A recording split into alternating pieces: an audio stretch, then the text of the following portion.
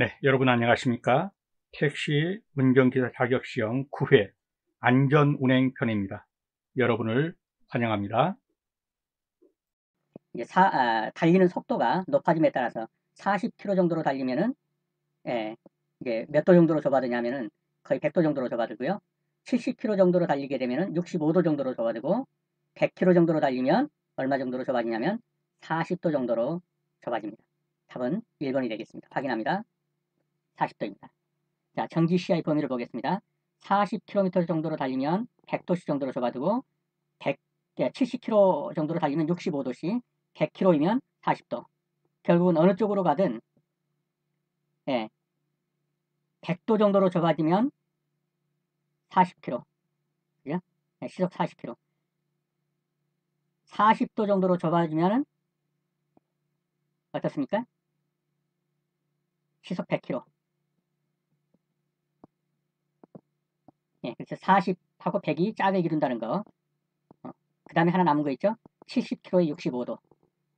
그러므로 도로상에서 시속 100km의 속도로 달리는 자동차의 시야 범위는 100이니까 40도. 40km로 달리면요, 100도. 자, 주행 속도에 따라 시야 범위가 달라진다. 70km의 속도로 달리면 몇 도라고 했습니까? 65도. 70km 속도로 달리면 65도. 다시 한번 갑니다. 100km의 속도로 달리면 몇 도요? 40도. 70km의 속도로 달리면 몇 도요? 65도. 40km의 속도로 달리면 몇 도요? 100도. 정지하면 180도. 암기해 두십시오. 3번입니다. 음주운전의 기준이 되는 혈중 알코올 농도는 다 알고 계시죠? 네, 답은 1번이죠. 0.03% 이상을 음주운전이라고 합니다. 0.03% 이상이 음주운전입니다.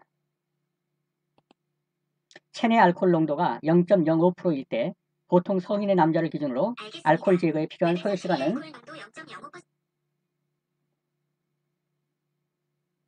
죄송합니다. 체내 알코올 농도가 0.05%일 때 보통의 성인 남자를 기준으로 알코올 제거에 필요한 소요 시간은 아시겠습니까? 7시간입니다. 확인합니다. 네, 알코올 제거 소요 시간 보겠습니다. 0.05%, 0.03%가 음주운전 기준이죠. 그보다 좀 높은 0.05%는 이걸 다 제거하는데 7시간 걸립니다. 0.2%는 19시간 걸리고 0.5%는 30시간 정도가 걸린다고 합니다. 네, 그러므로 알코올이 완전히 제거되는 이 시간 기억해 두십시오. 5번입니다. 야간 운전에 대한 설명이다. 틀린 것은 야간에는 중앙선상의 통행인을 우측 갓길에 있는 통행인보다 식별하기가 쉽다. 잘 모르겠습니다. 넘어갑시다. 일단 야간 운전 시 실내를 밝게 하면 어떻다고요? 안이 너무 밝으니까 전방 주시 능력이 떨어지겠죠? 맞습니다. 야간 운전 시 전방에 무엇인가가 있다는 것을 인지하기 쉬운 옷 색깔은 흰색이며 엷은 황색 순으로 흑색이 식별하기가 가장 어렵다. 맞습니다. 뭔지는 모르겠지만 뭐가 있다. 이렇게 식별하는 가장 쉬운 것은 뭐냐면 야간이고 깜깜하죠? 흰색이 확 들어온다는 거죠. 그런데 그게 사람이거나 움직이는 대상이에요. 이렇게 야간 운전 시 주시 대상인 사람이 움직이는 방향을 식별하는 가장 쉬운 옷 색깔은 빨간색이랍니다. 적색이래요. 그리고 흑색이 분별하기 가장 어렵다. 그러니까 무엇인가가 있는 것 같다 이렇게 식별하는 것은 하얀색이 제일 쉬운데 그 다음에 엷은색, 황색, 엷은 황색, 그 다음에 흑색인데 사람이 움직이는 방향 이렇게 움직이는 물체를 보는 가장 쉬운 색깔은 적색이라는 것이에요. 적색. 그러면 자, 야간에는 중앙선상의 통행인을 우측 갓길에 있는 통행인보다 식별하기 쉽다 그랬는데 이게 틀린 거예요. 뭐가 틀렸을까요? 중앙선에 있는 물체나 사람을 알아보기가 훨씬 더 어렵답니다. 우측 갓길보다. 자주 나오니까 꼭 알아두셔야 돼요. 야간 운전 시 중앙선상의 통행인을 식별하는 것이 우측 갓길 통행인을 식별하는 것보다 어떻다고요? 더 어렵다는 겁니다. 그러므로 야간에는 중앙선에 있는 사람을 식별하는 게 우측 갓길에 있는 통행인 식별보다 더 어렵다. 굉장히 주의한다는 거죠. 야간에요. 다음은 운전피로의 3대 요인을 봅니다. 운전피로의 3대 요인은 운전자 자신에게 있는 경우도 있고 운전 작업 중의 요인일 수도 있고 생활 요인일 수도 있어요. 자, 운전자 자신의 요인에서는 뭐 예를 들어서 그 사람의 신체 조건이 뭐 간 수치가 아주 나빠 쉽게 피로를 느끼는 사람. 그렇죠? 근데 뭐 어떤 사람은 뭐 산소 탱크에서 뭐 10시간을 해도 까딱 오는 사람도 있고 이게 신체 조건에 다르죠. 그다음에 경험 조건에 따라서도 달리고요. 초보자 운전은 엄청 힘이 들어가 가지고 쉽게 피로할 수 있겠죠. 연령 조건, 고령대로 갈수록 필요하겠죠. 성별 조건, 성격, 뭐 급하냐 또는 질병이 있는다 해서 이렇게 운전자의 개인적인 어떤 신체 상황에 따라서 필요를 느끼는 게 다 다르겠죠. 이것을 운전자 요인이라고 한다. 그 다음에 운전 작업 중의 요인입니다. 차량 환경에 따라서. 예, 유난히도 막 싸우고자 하는 무슨 뭐 부인하고 앉아서 말다툼하고 간다든가 뭐 이런 경우 필요가 더하겠죠. 차 외 환경에 있어서도 다 달라붙는 차가 있어서 괴롭히거나 하여튼 운행 조건 등 이런 것은 운전 작업 중의 요인이며 생활 요인, 평상시 수면을 제대로 취할 수 없는 어떤 생활이라든가 환경 이런 건 생활 요인이 되겠습니다. 다음에 운전 피로와 운전 착오, 착각. 이 운전 착오에 의해서 이제 착각을 일으키면 사고가 나죠. 자, 운전 착오는 운전 업무 개시 때와 운전 업무 종료 시점에 많이 발생한다. 그러니까 아직 그 운전을 제대로 하기도 전인 얼마 안 간 상태죠. 운전하고 운전 지적 얼마 안 간 상태. 그다음에 운전이 거의 끝나갈 시점. 이런 때 운전 착오가 많이 일어난다는 거예요. 자, 그럼 운전 업무를 개시할 때는 뭐냐 이거죠. 정적 부조화 또는 적응 부조화라고 하는데 운전을 시작하면서 신체적 정신적으로 원활한 운전 상태가 아니어서 아직 운전대 잡고 적응도 제대로 하기 전이에요. 적응하기까지의 부조화, 즉 부적응 상태가 있는 거예요. 운전대 잡고 얼마 안 가자 바로 사고 나는 거 이런 것들은 바로 적응 부조화에 일어나는 거예요. 아직 운전대와 내 몸, 차와 내 몸이 일체로 지금 느끼기도 전에 적응하기도 전에 어떤 것에서 착오가 나가지고 운전 착오가 나서 착각을 했다. 사고가 났다. 운전 업무 개시 때 일어나는 것을 뭐라고 한다? 적응 부조화 또는 정적 부조화라고 한다. 자, 이제 운전이 거의 끝나갈 시점에 그때가 이제 운전 피로가 몰릴 때란 말이에요. 주로 이때가 심야 또는 새벽 시간대에 피로로 인한 운전 착오가 많이 발생하는 거예요. 그래서 이런 피로가 쌓이면 졸음 상태가 돼서 운전 정보의 입수가 어려워져요. 앞에 사람이 가면 사람이 간다는 그 정보가 바로 입수돼야 되는데 피로 상태가 돼서 졸음 상태가 되면 이런 운전 정보 입수를 못해요. 그래서 교통사고의 원인이 되는 것입니다. 문제로 들어갑니다. 자, 6번입니다. 운전 피로에 대한 다음 설명이 틀린 것은 운전 피로의 원인에는 세 가지가 있다고 그랬죠. 운전자 요인도 있고 운전 중의 요인도 있고 생활 요인도 있습니다. 맞습니다. 자, 운전을 시작한 직후의 운전 착오는 대부분 운전 피로가 그 원인이라 뭐 이건 잘 모르겠습니다. 정신적 심리적 피로는 신체적 부담에 의한 피로보다 회복에 더 많은 시간이 소요된다. 그렇죠. 신체적 피로는 그냥 한숨 자고 나면 풀린다든가 잠시만 휴식을 취해도 풀릴 수 있어요. 근데 정신적 심리적 피로는 더 많은 시간을 필요합니다. 맞습니다. 운전 착오는 피로가 쌓이는 심야와 새벽 시간대에 많이 발생한다. 맞습니다. 아까 봤죠? 이 운전 피로가 많이 쌓이면 운전 착오가 일어나게 되고 또 하나의 원인이 있다고 그랬죠? 뭐라고 했습니까? 운전대와 아직 적응도 제대로 안 된 상태에 착오가 일어나는 거예요. 이것을 부적응, 조화 부적응 이렇게 말한다고 그랬죠? 자, 1번을 보겠습니다. 운전 착오 대부분, 2번을 보겠습니다. 운전을 시작한 직후에 운전 착오. 그게 피로라고 그랬습니까? 아니에요. 운전을 거의 끝낼 때쯤에 오는 게 운전 피로죠. 그러면 운전을 바로 시작한 직후의 운전 착오는요. 적응 부조화라고 그랬죠. 또는 정적 부조화 또는 적응 부조화. 답을 확인하겠습니다. 2번인데 그것은 바로 아까 여기서 볼 때 뭐라고 그랬어요? 운전 업무 개시 때 일어난 것을 뭐예요? 정적 부조화 또는 적응 부조화. 운전을 시작하면서 신체적 정신적으로 원활한 운전 상태가 아니어서 아직 적응도 하기 전이라 그때까지 적응하기까지 부적응 상태. 이때 착각을 일으켜가지고 아차하는 순간에 교통사고 낼 수 있다. 이걸 적응 부조화에 의한 교통사고 이렇게 말한다 이거죠. 자, 다음 시력의 적응과 착각의 종류를 살펴볼게요. 암수능, 명수능은 다 들어보셨을 거예요. 뭐 예를 들어서 터널 안으로 밝은 데 터널 바로 들어갈 때 안 보이죠? 들어가기 전에 뭐 하라고 그럽니까? 헤드라이트 켜라고 그러죠. 전조등을. 왜냐하면 밝은 데 있다 어두운 데 가면은 적응이 안 되는 거예요. 시력이 그걸 적응하는데 시간이 많이 걸려요. 제대로 하려면 30분 또는 그 이상의 시간이 소요된다는 거예요. 그러니까 그런 게 이제 뭡니까? 암수능이죠. 또 터널을 약간 어두운 데서 밝은 데로 툭 튀어나오니까 밝은 눈빛에 눈부시면서 앞이 안 보여요. 이런 걸 뭐라고 그래요? 명수능 또는 명반응이라고 하죠. 그래서 이거는 내용은 알겠는데 시험에 나오면 뜻이 문제에서 틀릴 수가 있어요. 그래서 밝은 데 나오면 안 보인다. 밝은 데서 안 보여. 그럼 뭐예요? 밝은 데가 명이죠. 밝은 명자죠. 이게 명수능이에요. 밝은 데 나왔는데 안 보이면 그대로 밝으니까 어두운 데 들어갔는데 안 보여요. 이건 암자죠. 암자. 그래서 그냥 암수능이에요. 암반응 또는 암수능이에요.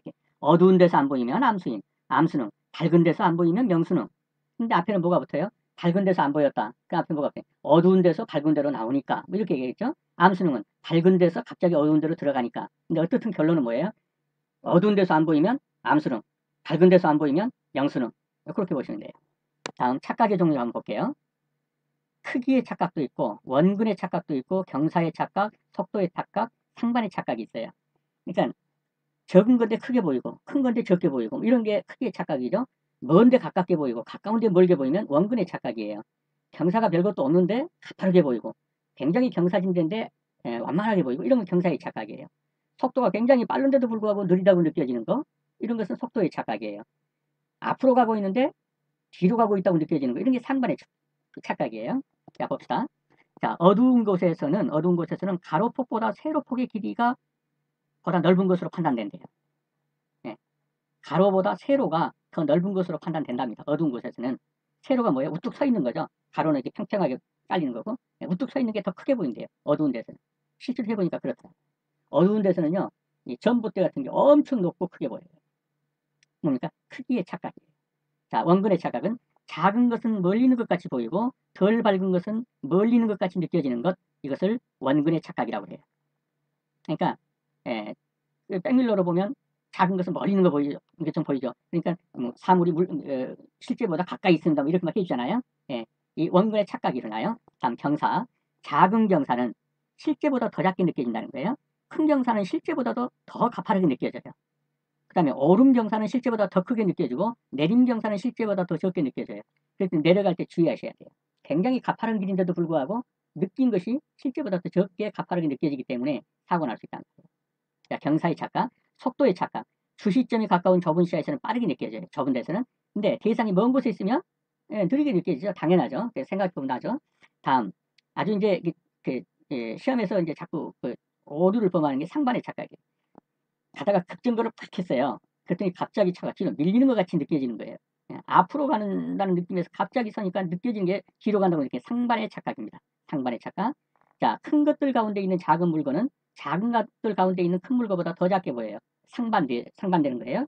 한쪽의 방향의 곡선을 보고 똑같은 구부러지는 것인데도 반대 방향을 다시 보면 실제보다 더 구부러지게 보여요. 상반되는 거죠. 그래서 이 상반의 착각.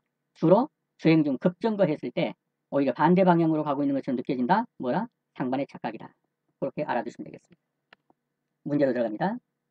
7번입니다. 시력 및 시각의 적응과 착각에 대한 설명이다. 틀린 것은 어두운 터널을 지나서 밝은 도로로 나올 때 일시로 눈이 안 보인다. 어디서 안 보인다고요? 밝은 데서 안 보인대요. 그럼 이걸 뭐라고 그런다고요? 명수능이라고 그런다고요.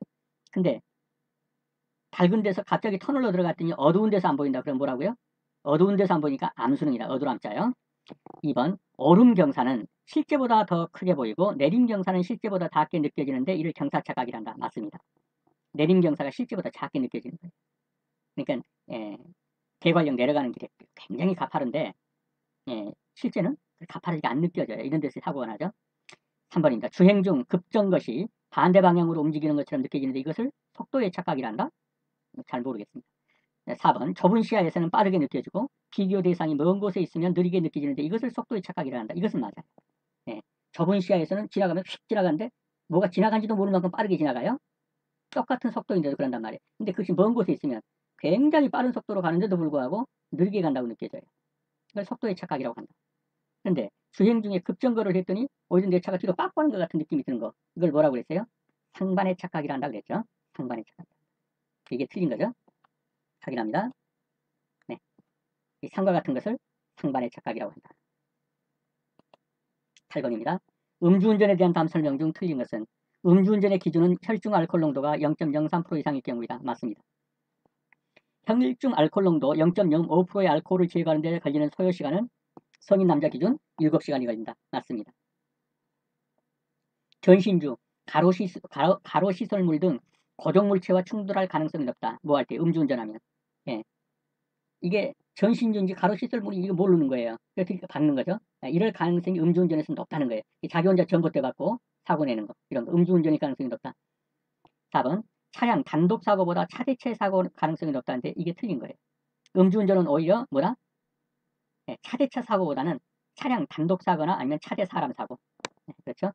그게 더 높다는 거예요. 확인합니다. 음주운전 사고는 차량 단독 사고의 가능성이 더 높다. 그러므로 차대차 사고의 가능성이 높다라는 지문은 틀린 것입니다. 다음 교통사고의 요인을 직접성을 기준으로 한번 살펴볼게요.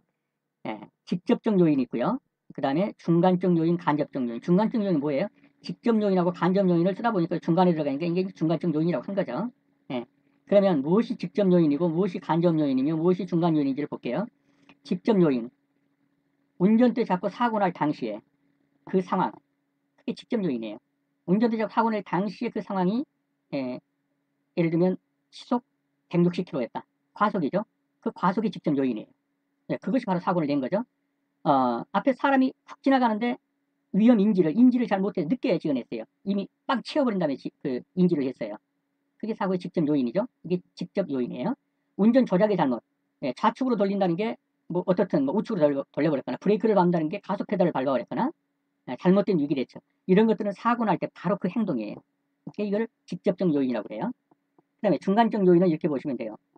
그 차에 탔던 사람, 그 사람의 상태, 이것이 중간적 요인이라고 보면 돼요. 이 탄 사람이 좀 어리버리하고 운전 지능이 떨어져요. 이 탄 사람의 성격이 혹한 성격이야. 이 사람의 심신기능이 미약해. 뭐 평소에 불량한 운전 태도예요. 이 사람이 음주를 했어. 과로야.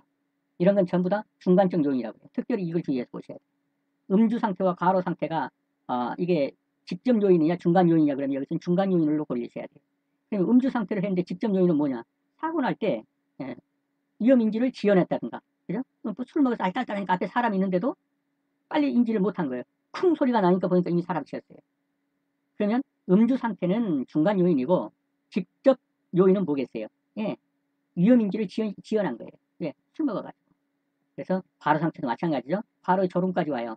이거는 중간 요인이다. 그러면 직접 요인은 뭐겠어요? 운전 조작을 잘못했든지 아니면 인지를 잘못해가지고 사람이 앞에 갔는데도 모르고 그냥 갔다 뭐 이런 거 졸음운전하다가. 그래서 이런 운전자의 그 상태, 차에서 운전 상태는 중간 요인이라고 보셔야 돼요. 간접 요인은요.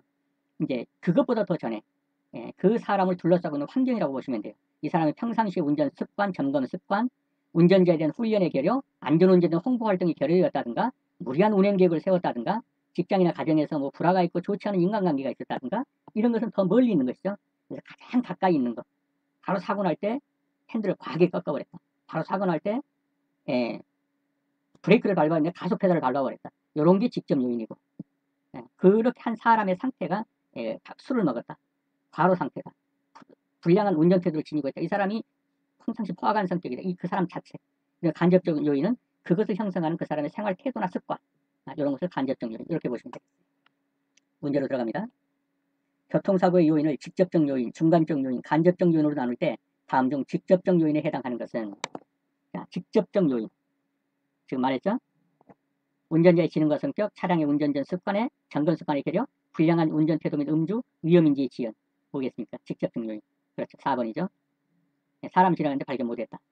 시속 180km로 달리고 있다. 과속, 위험인지의 지연, 조작의 잘못, 브레이크 밟는다는 게 가속 페달을 밟았다. 이런 게 직접적인 것. 이런 걸 직접 요인이라고 해요. 그럼 운전자의 지능과 성격은요. 이건 그 탄 사람. 이걸 뭐라고 그래요? 중간. 중간 요인. 차량 운전전의 습관 결여. 이거는 뭐래요? 간접. 불량한 태도 음주. 이 사람 자체죠? 중간. 위험인지? 이건 직접. 확인합니다. 자, 다음 중 직접적 요인에 해당하는 것은 위험인지의 요인. 요거는 직접적이죠. 그럼 1은요. 운전자의 지능과 성격. 이건 그 사람 자체라고 그랬죠? 중간. 2는요. 운전전 점검 습관. 이건 그를 둘러싸고 있는 습관이나 환경이라고 그랬죠? 간접. 술 먹고 피로하고 과로하고 운전자 자신이죠? 중간적 요인. 10번입니다. 어린이 교통사고에 대한 설명이다. 틀린 것은 어린이 교통사고가 가장 많이 발생하는 시간대는 오후 4시에서 6시 사이다. 맞습니다. 도행 중 교통사고, 차대 사람을 당하는 비율이 가장 높은 연령대가 어린이다. 맞습니다. 승하차 중 어린이 교통사고 예방을 위해서 어린이는 가장 빨리 태우고 가장 빨리 내리게 한다. 아직까지 잘 모르겠습니다. 4번. 어린이 안전을 위하여 운전자가 차에서 떠날 때는 어린이도 같이 떠나도록 해서 어린이만 차에 남겨두지 않도록 한다. 맞습니다. 어린이만 차에 남겨뒀다가 사고 나는 것을 신문이나 방송에서 자주 듣게 되죠. 두 부부가 잠깐 쇼핑하고 온다고 애 가둬놓고 질식사하고 이래서 안 되죠. 남겨두지 않도록 합니다. 그래서 이제 3번 한번 보죠. 승하차 중 어린이 교통사고 예방을 위해서 어린이는 가장 빨리 태우고 가장 빨리 내리게 한다. 얼른 보면 좋은 말 같은데요. 우선 빨리 먼저 가장 먼저 태우고 가장 먼저 내리게 하고 빨리 태우고 빨리 내리게 하고. 이제 뭐가 틀렸을까요? 자, 이제 내리는데 차문을 열고 막 내리려고 하니까 그 사이로 가던 오토바이가 슉 지나가요. 어린이가 많이 탔다면 그 순간에 어린이가 다치겠죠. 어른이 내렸다면 어린이 다치겠죠. 어떻습니까? 어린이가 다치는 것보다 어린이 다치는 게 낫지 않겠습니까? 어린이 보호를 위해서 어린이는 가장 나중에 내리게 합니다. 그래서 지나가는 오토바이가 치더라도 어른을 치게 해야 돼요. 그러려면 가장 먼저 내리면 안 돼요. 그래서 가장 빨리 내리게 한다. 이게 틀린 거예요. 가장 먼저 태우는 것은 좋아요. 빨리 태우는 것은. 예, 그때 오토바이가 지나갔다. 애는 이미 탔기 때문에 어른만 다쳤다. 그럴 수 있죠. 그래서 가장 먼저 태우고 가장 나중에 내리게 합니다. 확인합니다. 어린이는 가장 먼저 태우고 가장 나중에 내리게 한다. 왜? 주위에 다른 차량이나 자전거 등에 부딪힐 수가 있습니다. 사실은 자전거보다 더 위험한 게 오토바이. 할 때 오토바이가 씩 지나가면 그래서 어린이는 어떻게 한다고요? 가장 먼저 태우고 가장 먼저가 아니라 나중에 내리게 한다. 가장 나중에. 네. 네, 여러분 수업하시느라 수고 많으셨습니다. 도움이 되셨다면 구독과 좋아요 부탁드립니다. 다음 시간에 다시 뵙겠습니다. 감사합니다.